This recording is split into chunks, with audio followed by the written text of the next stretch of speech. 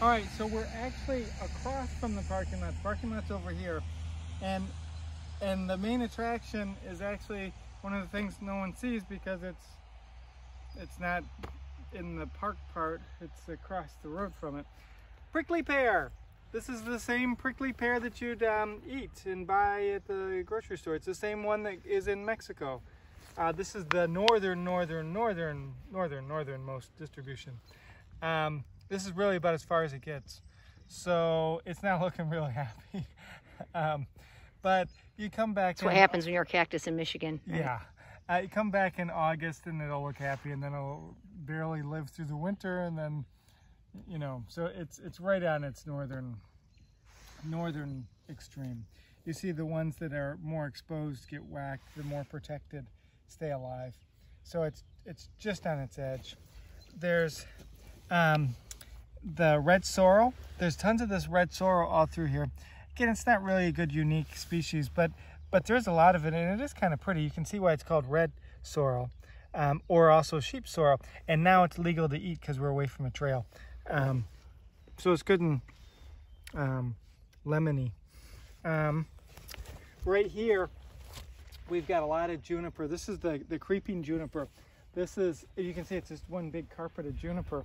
A lot of people plant this in their yard because it makes a nice carpet. It's a really nice blanket. It's the same species. It's the same everything, but this is its native habitat in Michigan. So I just get those mosses just because they're just so pretty. I got a Calyptra. I don't know if you can see that. Yeah, you can see it. Yeah? Sure. Yep. So I just pulled the Calyptra off. So now it's a naked sporophyte or naked capsule. So you could go through and pull all these off, but don't save some for somebody else. All right, so let's just go through our list real quick. So Sweet Cecilia is also called Hairy Cecilia. I technically showed it to you, but there wasn't much to it. So these just weren't in flower. The same with the Golden Alexander. So you're not responsible. Again, the Coreopsis, it just wasn't out yet, so you're not responsible. I did show you the hairy puccoon. It wasn't flowering, but there'll be good ones online. There's lots of the sandcrest, the Arabidopsis brassicaceae. I didn't show you the beach pea. I will show you a beach pea though for the assignment, because they're just Fabaceae is so obvious. So that should be easy enough to pick out, and then you would know it's the beach pea because you're at the beach. I just showed you the red sorrel, and I didn't show you columbine. Again, it wasn't out yet. That's just a bummer. We showed you the lady slipper, but not really. But there's only one orchid that you're responsible for, so it's going to be this one. So it is still fair game. The cat briar, I showed you without leaves. Online will be with the leaves. And I want you to know that one. It's a good one to know because it's invasive. I showed you the beach grass. That's good fair game. I showed you the little blue stem. Again, go with the stem, the blue stem. I didn't show you the wild rye. We did that in lab last week, but I won't expect you to know it.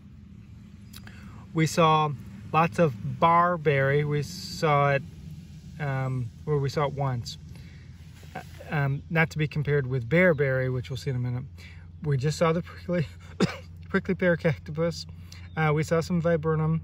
We saw the beech or false heather. We saw bearberry, good ericaceae. I didn't show you the sand cherry. I was looking all over for it. I couldn't find any in flower. There's a bunch of different cherries.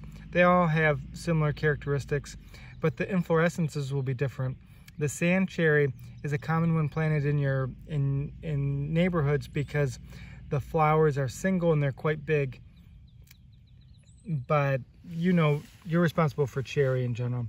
I didn't show you the honey locust. I was looking all over for it, but I couldn't find it. It's got thorns.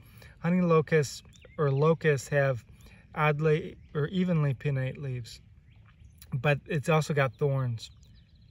I will show you one of those online just because it's so easy because of the thorns. And I've got some good pictures. Surfaceberry we've seen multiple times. I kicked myself because I didn't show you cottonwood. Cottonwoods grow really fast, so they do well in the dunes. The leaves were just coming out, but there was some there. I just spaced it. So I do want you to know the cottonwood. It was actually on your exam last week. But cottonwoods, they grow really fast. They also get adventitious roots. So that makes it so that they can have a root off of their trunk. So if the tree gets buried, then it still lives, and that's why they do well at the dunes. We saw the juniper, the red cedar. We saw, oh, I didn't point out white cedar. We've seen it before. Spruce, I didn't point out spruce. There were tons of it. Remember square needles. We saw jack pine, we saw red pine, we saw white pine, we saw hemlock. I didn't point out any yew.